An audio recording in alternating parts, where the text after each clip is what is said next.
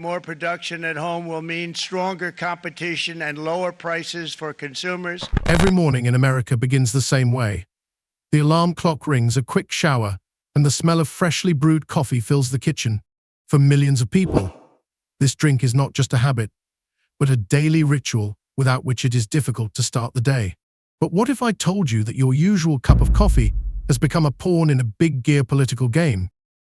That the prices of the beans that millions of Americans are used to buying at the supermarket are now dictated not only by the weather on the plantations, but also by decisions made in the offices of Washington and São Paulo.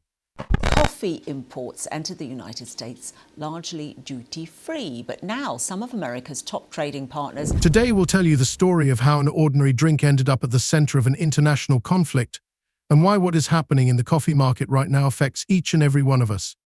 Facing double-digit tariffs on their imports, including coffee. America is the world's largest consumer of coffee. More than 24 million bags annually, an average of 11 kilograms per person. But here's the paradox: the country where coffee is drunk the most hardly grows any itself. Neither the climate nor the soil allows it. The only exceptions are Hawaii and Puerto Rico, but their harvests are too small to make a difference. The real dependence of the United States is hidden in imports, and for decades, the key to these imports has been in the hands of Brazil. This is a bag of 50 pounds of Brazilian French roast. It would have been $147.50 before the tariff and $359.50 after the tariff. Brazil is a global giant in the coffee industry. A third of every cup drunk in America is made from Brazilian beans. They form the basis for the blends we are used to seeing on the shelves, from Starbucks to cheap packaged coffee from the nearest supermarket. It was Brazilian Arabica that defined the taste of American coffee and made it accessible to everyone. But in August 2025, this familiar reality collapsed. I have with me Vishwanshu Agarwal. He's a textile manufacturer and exporter who has businesses across the value chain, from weaving to finished goods, apparels, etc. Washington announced the introduction of a 50% tariff on coffee imports from Brazil. The decision, presented as a protection of national interests, was a blow to its own consumers. In just a few weeks, supplies began to dwindle and prices began to rise. A pack of coffee that had recently cost $6.90 now cost consumers $8, $9, and even $10. For millions of families, this meant tens of dollars in additional expenses per year, all against the backdrop of already rising inflation. But here's what's important: Brazil didn't flinch. Instead of giving in, it turned to new partners. China, Europe, South Korea, Japan, all of them opened their markets to Brazilian suppliers. Contracts that had automatically gone to American companies for decades began to be signed with other countries.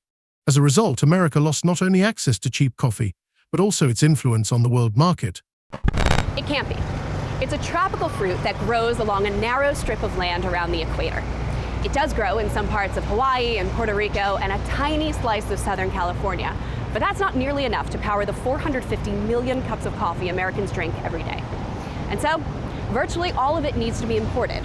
And that's why tariffs on coffee-producing countries, and especially those 50% tariffs on Brazil, which supplies around a third of all the coffee consumed in the U.S., is impactful for people who sell and import coffee like Peter. Meanwhile, while Washington tried to use coffee as a weapon, Canada opted for silence and stability. Without loud statements or sudden moves, they simply maintained duty-free imports. And it was this quiet strategy that brought Canada what America lost: Brazil's trust and long-term supplies. What's next? What will happen to prices? Could this familiar drink become a luxury? And is it true that America has lost its place at the center of the global coffee trade forever? We'll discuss this right now. America has always lived with the feeling that coffee is something eternal, like air or electricity. Every morning, millions of Americans turn on their coffee makers before their eyes are even fully open. Steam rises from the cup, and the familiar bittersweet taste signals the start of the day. But behind this daily routine lies one disturbing fact: the United States does not produce enough coffee to satisfy its own appetite. In fact, America is completely dependent on imports, and it is this dependence that in 2025 has become a weak spot that now determines not only the cost of the morning drink, but also global trade relations. Textiles, for example, they'll be hard hit, and business owners I've spoken to have been saying that they're worried that what will happen now is US buyers will turn to other countries that are now more competitive. According to official data from the US Department of Agriculture, the country consumes over 24 million bags of coffee annually. On average, that's about 11 kilograms per person. And these aren't just numbers, they're an indicator of how deeply the beverage is woven into the cultural code. Mornings in New York with a latte to go, breaks at the office in Chicago with black filter coffee, evenings in Los Angeles with cold iced coffee, all of this has long been part of the identity. The American market is estimated at more than $3.5 billion a year, which makes it a tempting target for any exporter. But here's the paradox: the country that drinks the most coffee grows practically none of its own. The climate of continental America is not suitable for coffee. Yes, there are a few experimental farms in California, but their harvest is more like an exotic tourist attraction than a serious contribution to the market. Hawaii and Puerto Rico also grow coffee, but their combined volume is less than 1% of what is consumed nationwide. Moreover, the price of these domestic beans is often 3 to 4 times higher than that of regular imports. They are sold as a delicacy, something special, but clearly not for the mass consumer. This vulnerability of America has been covered up for decades by stable supplies from abroad. And here, the main name is Brazil. It is the absolute leader in the global coffee industry, a country where climate, soil, and centuries of experience have come together. About a third of all cups of coffee drunk in the US come from Brazilian beans. They form the basis of the familiar blends found at Starbucks, Dunkin' Donuts, and even the simplest supermarkets. Brazilian Arabica is not a rare delicacy, but the backbone of the industry, its foundation. And as long as it was solid, America could afford not to think about the risks. Financial assistance. There have been comments from trade experts as well who are pointing out that this seems to be quite an unfair move because other countries, including China, which the US doesn't have a great relationship with, they're facing lower tariffs. And India, which seems to have been a friend to the US over the years, is facing these exceptionally high tariffs. Let's have a listen to comments from the Global Trade Initiative on this. But in 2025, everything changed. Washington's decision to impose a 50% tariff on Brazilian coffee came as a shock not only to consumers, but also to importers themselves. Behind the official statements about protecting American interests lay an alarming reality. Domestic production was insufficient. There were few alternative suppliers, and Brazilian beans accounted for more than 30% of the entire market. Nevertheless, the White House took a step that many experts called shooting itself in the foot. The official version was that Washington wanted to push the domestic market towards development. Press releases spoke of a new era for American farmers and strategic import substitution.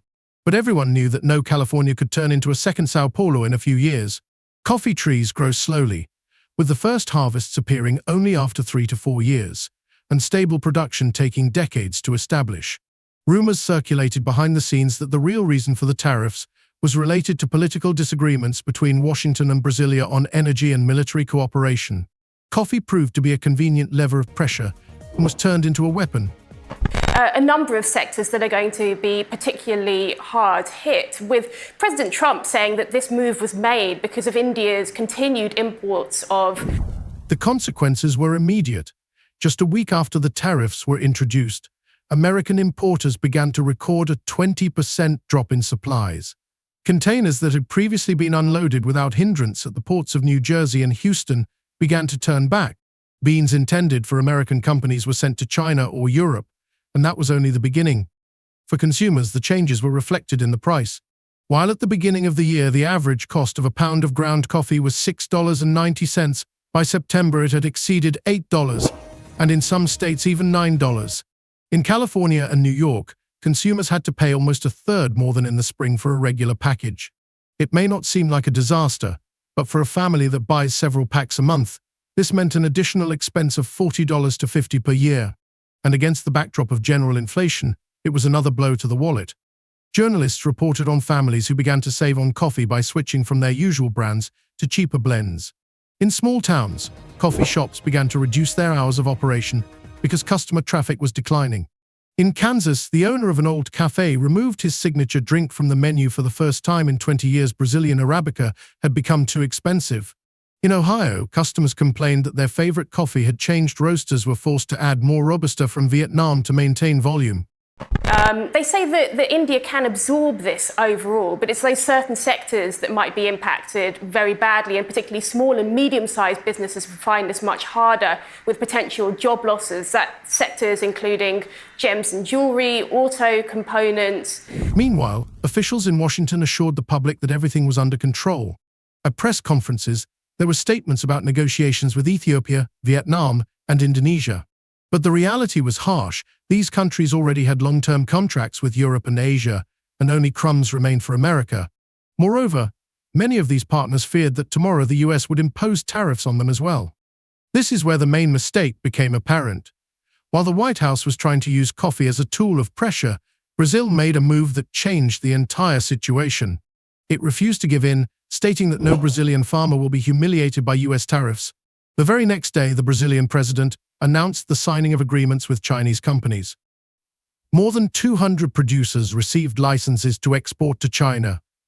In Europe, Germany's largest retailer signed a multi-billion-dollar contract with a Brazilian cooperative.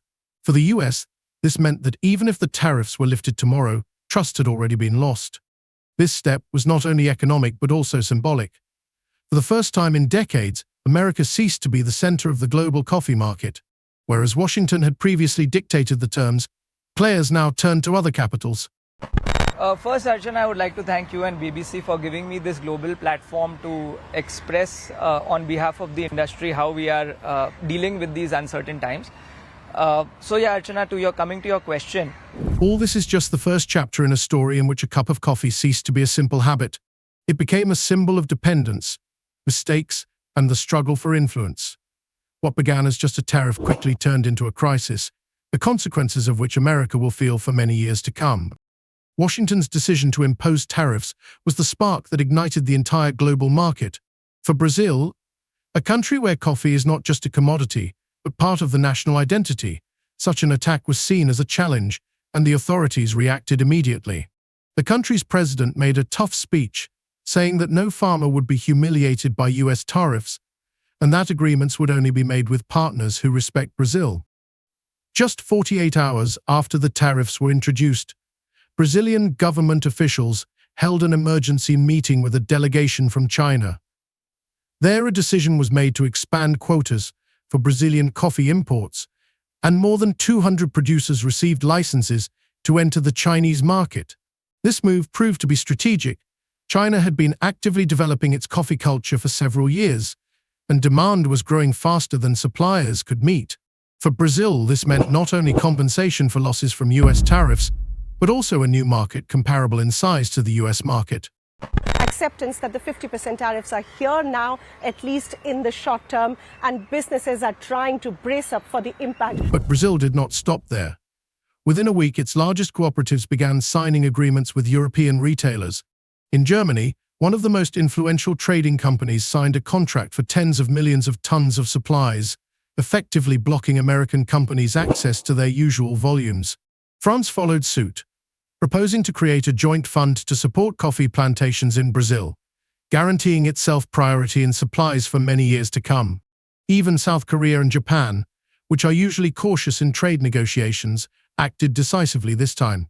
They understood that while Washington was busy with political games, they had a chance to establish themselves as reliable buyers.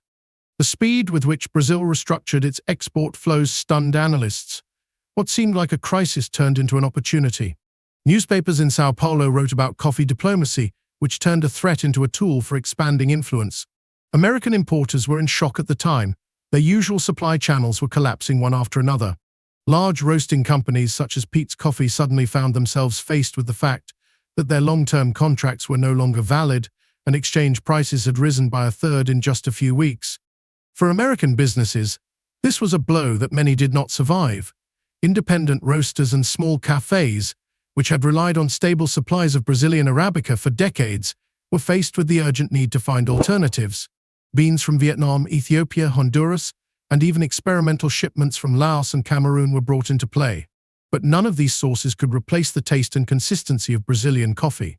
In Chicago, a small chain of coffee shops was forced to close half of its outlets because customers complained about the bitterness and sour taste of the new blends. In Texas, shop owners began receiving threats from regular customers who accused them of replacing familiar brands with cheap substitutes. Russian oil, which Trump says is helping to fuel Russia's war in Ukraine. Now, the impact on the economy, analysts are saying that could be up to 1% in India. However, the situation did not only affect small businesses. Large corporations such as Starbucks and Dunkin' were able to stay afloat, but even they admitted that their profits in North America had fallen by hundreds of millions of dollars. The secret to their survival was simple. Global chains were able to redistribute flows from other regions, but to do so they had to sacrifice quality and raise prices. In New York and Los Angeles, a standard latte at Starbucks now costs $1 more than it did 6 months ago. To the average consumer, this seemed like a minor adjustment, but on a market scale, the difference was enormous. American politicians did not expect consumers to feel the effects so quickly. Protests began within the country, first in the form of complaints on social media, and then in the form of rallies outside large chain stores. Newspapers published stories of families who were giving up their morning coffee to save money. A new term even appeared: coffee poverty. People who previously considered coffee an affordable pleasure suddenly found that their usual drink had become a luxury item. At that moment, Brazil was celebrating. Journalists wrote that the country had broken the American monopoly on the coffee market.